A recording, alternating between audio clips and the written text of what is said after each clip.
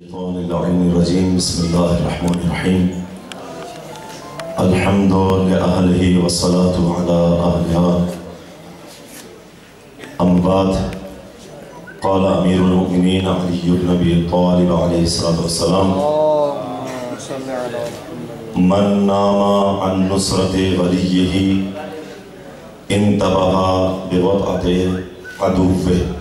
صلوات محمد وآلہ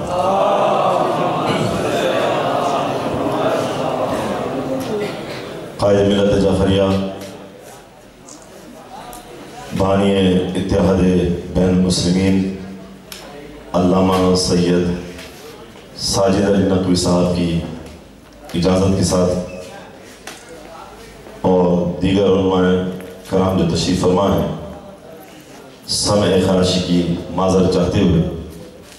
چند جملات آپ حضرات کی خدمت پیش کرنا چاہوں گا۔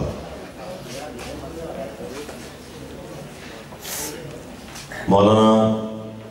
حجت الاسلام والمسلمین کرم حیدری صاحب کا شکر گزار ہوں کہ چند دقائق موقع فراہم کیا کہ انتہائی مختصر انداز میں چند نکات کو آپ حضرات کے سامنے گوش گزار کر سکوں۔ آج کا یہ معاشرہ اور معاشرے میں علماء کا کردار کوئی ڈھکی چھپی بات نہیں ہے۔ عظمت علماء،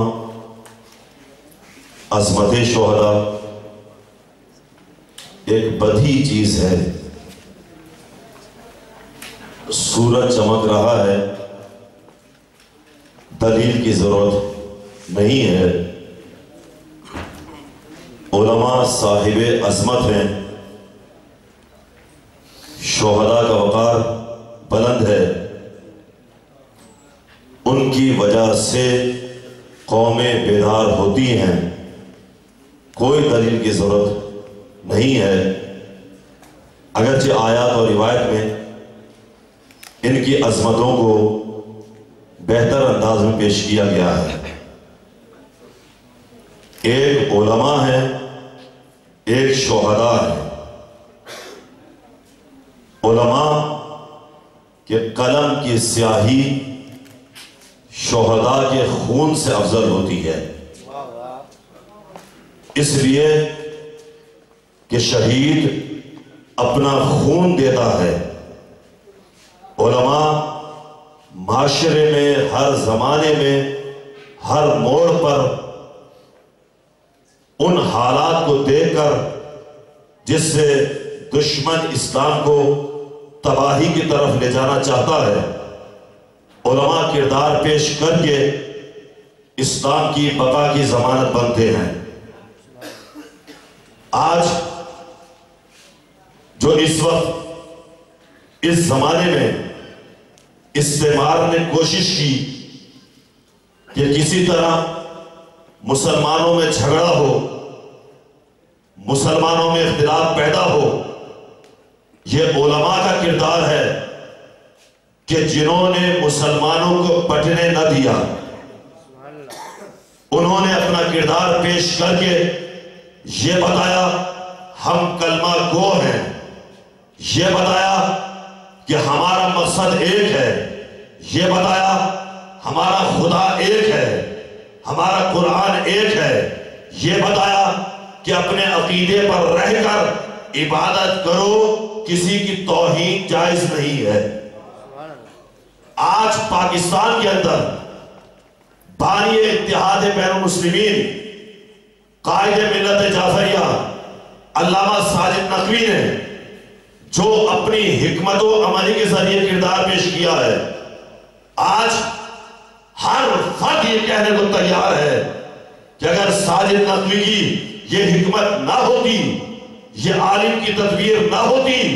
تو پاکستان میں خون ریزی جاری رہتی، لیکن قائد محترم کی اس حکمت عملی نے ثابت کر دیا